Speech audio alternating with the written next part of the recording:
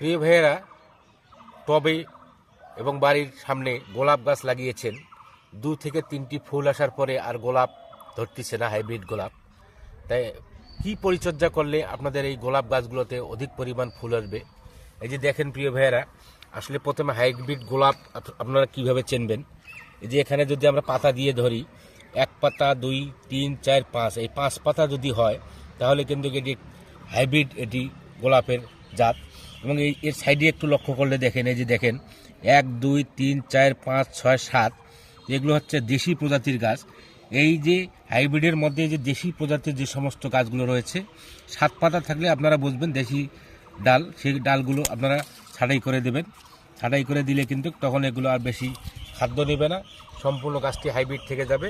এবং অবশ্যই গোলাপের গাছের গোড়ায় আপনারা খৈল পচা পানি যদি ব্যবহার করেন তাহলে সেখান থেকে ভালো ফল পাবেন। এই যে দেখেন আমাদের হাইব্রিড গোলাপের বাগান কত সুন্দর ফুল ধরেছে।